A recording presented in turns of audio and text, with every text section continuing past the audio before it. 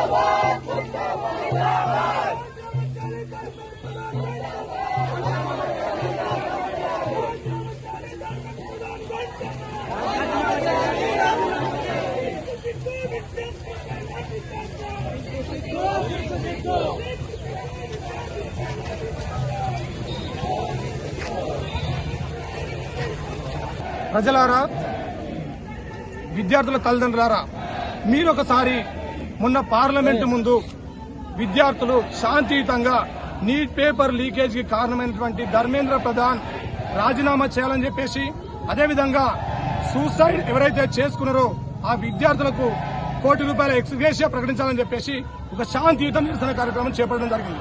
ఈ నిరసన కార్యక్రమం మీద కొంతమంది ప్రైవేటు వ్యక్తులు, గూండాలు లాఠీలు చేపట్టి మహిళలను చూడకుండా కూడా విపరీతంగా వాళ్ళ వెముకలు విరగొట్టడం జరిగింది, వాళ్ళ తలలను పగలగొట్టడం జరిగింది, రక్తపాతం సృష్టించడం జరిగింది. ఇది జంతర్ మంతర్ తలపించి జలియన్ వాలాబాగ్ కార్యక్రమంలో ఏ విధంగా అయితే గయ్యర్ ఒక మారణకాండ సృష్టించిండో అదేవిధంగా అక్కడ పోలీసులు శాంతియుతంగా నిరసన చేస్తున్నటువంటి విద్యార్థులపై రక్తపాతం వచ్చేలా ఒక తీవ్రమైనటువంటి లాఠీచార్జ్ చేయడం జరిగింది. కర్రలకు మేకులు గుచ్చి విద్యార్థులను కొట్టడం జరిగింది, మహిళల బట్టలు చింపడం జరిగింది. ఎందుకోసం ఇంత దమనకాండ జరిపారని చెప్పేసి మేము ఉస్మానియా యూనివర్సిటీ విద్యార్థులుగా తెలంగాణ విద్యార్థుల తరఫున మేము ప్రశ్నిస్తా ఉన్నాం. మోదీ సర్కార్ వచ్చినాక ధర్మేంద్ర ప్రధాన్ ఆధ్వర్యంలో NGP 2020 తీసుకొచ్చారు. ఈ దేశంలో ఉన్నటువంటి విద్యా వ్యవస్థ మొత్తం నాశనం అయింది. NGP అనేది SC ST BCలకు విద్యను దూరం చేసినట్టు ఒక పెద్ద కుట్ర. NGP 2020ని మేము తక్షణమే ఆపివేయాలని చెప్పేసి డిమాండ్ చేస్తా ఉన్నాం. అదేవిధంగా నీట్ లీకులకు కారణమైనటువంటి ధర్మేంద్ర ప్రధాన్ రాజీనామా చేయాలని చెప్పేసి డిమాండ్ చేస్తా ఉన్నాం. NTA లీకులు, ఈ గవర్నమెంట్ మొత్తంలో లీకులు ఎందుకు జరుగుతూ ఉన్నాయి? ప్రధానంగా రాజకీయ నాయకుల యొక్క స్వార్థం, వాళ్ళ డబ్బుల కోసం అమ్ముకోవడం పేపర్లను. అదేవిధంగా ఇక్కడ కోచింగ్ సెంటర్ల మాఫియా, ఈ మాఫియాను తక్షణమే అడ్డుకోవాలి.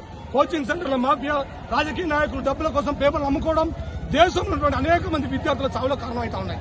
ఈ స్థితి అత్యంత ప్రమాదకరం. ఈ స్థితి కారణమైనటువంటి ఈ దేశ ప్రధాని మోడీ తక్షణమే రాజీనామా చేయాలి. నిన్న ఎవరైతే ఆ దాడికి కారణమైనటువంటి ఢిల్లీ CP అక్షయ్ కుమార్ కూడా తక్షణమే రాజీనామా చేయాలి.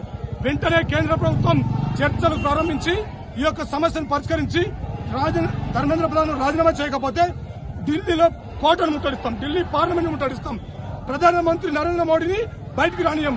అదేవిధంగా మేము ధర్మేంద్ర ప్రధాన్ రాజీనామా చేయకపోతే తెలంగాణలో ఉన్నటువంటి బీజేపీ ఆఫీస్ ను, అన్ని సంఘాలను, అన్ని విద్యార్థులను కలిపి మేము ముట్టడి చేస్తామని చెప్పేసి ఈ సందర్భంగా హెచ్చరిక జారీ చేస్తా ఉన్నాం. ఇది జలియన్ వాలాబాగ్ జంతర్ మంతర.